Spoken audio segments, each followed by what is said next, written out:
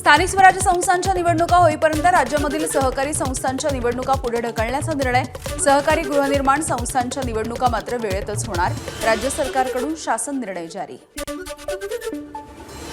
वसई-विरार महापालिकेमध्ये 80,000 दुबार मतदार असल्याचा आरोप. बहुजन विकास आघाडीची निवडणूक अधिकाऱ्यांकडे तक्रार. उपमुख्यमंत्री अजित पवार यांचा मुलगा जय यांचा विवाह सोहळा. जय पवार यांच्या वरातीचे फोटो आणि व्हिडिओ सुप्रिया सुळे यांनी केले शेअर. अजित पवार आणि रोहित पवार यांचा डान्स. आरबीआयच्या पतधोरण समितीकडून रेपो दरामध्ये कपात. व्याजदर 0.25% कमी होणार. त्यामुळे गृहकर्ज, वाहन कर्जावरच्या व्याजदरामध्ये देखील कपात होणार असल्यामुळे सर्वसामान्यांना मोठा दिलासा. धर्माचं पालन करण्यासाठी लाऊडस्पीकर वापरणं बंधनकारक नाही. नागपूर खंडपीठाचा निर्णय. इतरांची शांतता भंग करून देवाची प्रार्थना करावी किंवा ध्वनी प्रदूषण करणारी साधनं वापरावीत असा आदेश कोणताही धर्म देत नाही. खंडपीठाचं निरीक्षण. राज्यामध्ये थंडीची लाट ओसरली मात्र गारठा कायम. पुढील काही दिवस तापमानामध्ये घट राहणार. हवामान विभागाचा अंदाज. गुरुवारी धुळे जिल्ह्यामध्ये सर्वात कमी 8.7 अंश सेल्सिअस तापमानाची नोंद.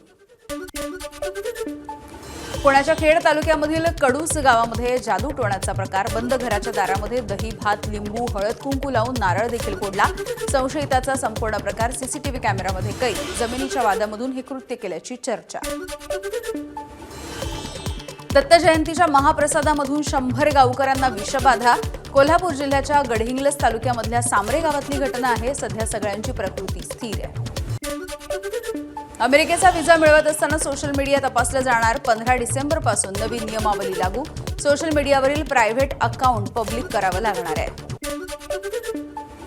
आसिम मुनीर यांची पाकिस्तानच्या पहिल्या CDF पदी नियुक्ती. पंतप्रधान शहाबाज यांच्या शिफारशीच्या नुसार लष्कराच्या तिन्ही सेनांच्या प्रमुखपदी मुनीर यांची नियुक्ती करण्यात आली. राष्ट्रपती झरदारी यांच्याकडून निर्णयावरती शिक्कामोर्तब.